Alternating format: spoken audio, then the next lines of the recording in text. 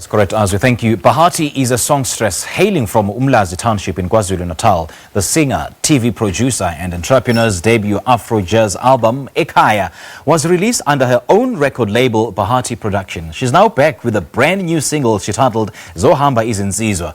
Bahati is in studio with me this morning to tell us more about her music as well as what she's currently working on. Bahati, a very good morning and welcome. Morning, Siphiwa. How are you? Thank you for having me. Well, it's an absolute pleasure having you in studio. Yeah. You know, Bahati, you come from a musical background. Yes. Did that in any way have an impact or influence on your musical journey? You know, music has been in my life. My father was a pastor. So as a pastor's kid, what you do is sing.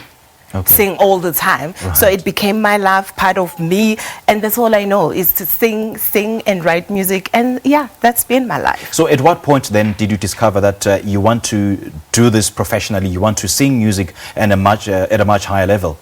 I always knew, like, I think in my high school years, I knew that I was going to sing, but I couldn't tell my parents because they want other things for you. Yeah. And you can't just come and say, I want to be a musician. So I started working on my writing back then.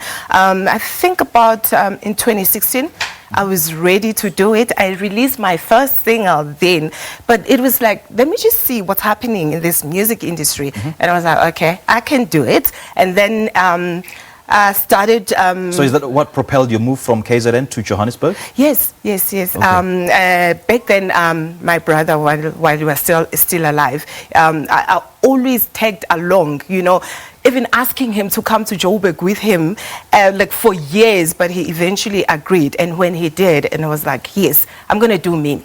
So you dedicated this album to him? So, like... everything to him, because Story, right? Yes, I think I remember him.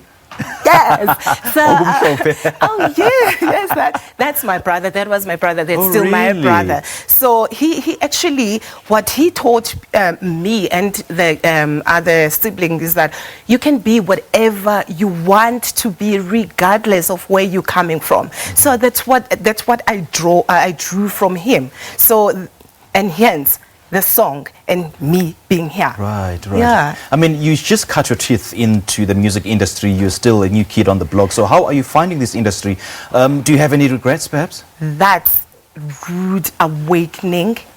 Is it? Yeah. How so? When I'm an independent artist who come from an office. Yes. Just coming with that thing that I can sing. And music is business. These days, music is business, and that's what I wanted for myself. So, but God has been very good to me, because the people that I come across with, they're so amazing in my life. In one of the events that I was performing at... Who are those people who inspired you? Begi Ngogo. He is my mentor right now. He's holding me by hand, just showing me, telling me to register the publishing. He's just teaching me everything about music, and I am so grateful. It's not easy. Yeah. I mean, I can imagine. It's not easy, but I am doing it. I am so proud. I look at myself, I'm like, girl, you are doing this. It's such a cutthroat industry and very saturated, some may opine, but then you still managed to, you know, to gain your feet and rising above all those challenges. How were you able to do that? Where did you find the strength to rise above all these challenges that come in the music industry? I prepared myself. I planned for it. Let me tell you, there was a girl from where I was working. She said something. Her name is Ntomfuti. We were just talking, and I asked her, how did you get here where she was then? She said to me, one day I just packed everything in the office. I gave them their laptop, and I left and followed my dream. To me, that hit home, because I knew that my time was up where I was. So I took that with me, but I had to plan and focus, because I'm a mother, a single parent. So I couldn't just up and leave, but I planned, and those words for me, they stayed with me. And when I left the organization, I knew that someone else did the same thing that I was doing, therefore it's going to work for me. Yeah. You know, Bahati, you just consider that business, I mean, music is a business, and I would imagine that's what propelled you to start Bahati Music Productions, Yes. Isn't it? Yes, yes. Yeah. As you are saying, I want to take it as business for me. Yes. It has to, at some point, make me have a good living. Therefore, I'm pushing and I'm giving, I gave whatever I had, all I had, because I took my savings that I had from the organization. Okay. I took all of them, invested in my music, because for me, it's going to be a business. Good call, good call. Yeah. So, yeah, it has to work for me. So for those watching you right now and who are so captivated by what you're telling them, and maybe who will be hearing your music later on in the show, where do they get hold copies of your music? Okay, my music is in digital stores now.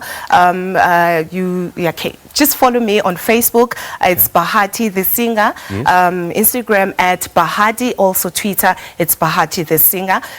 You can just click on the link. My music is there. Bahati, the world is your oyster. Yes. Go for it. Yeah. Thank Thank you. you so much. Thank you so much. All right, that was singer, songwriter, TV producer, and entrepreneur Bahati Sitole, and she's been talking to us, you know, taking us through her musical journey in this musical industry, and the latest single, Zohamba Izinsizwa. It's now back to Pearl with the latest Gig Guide.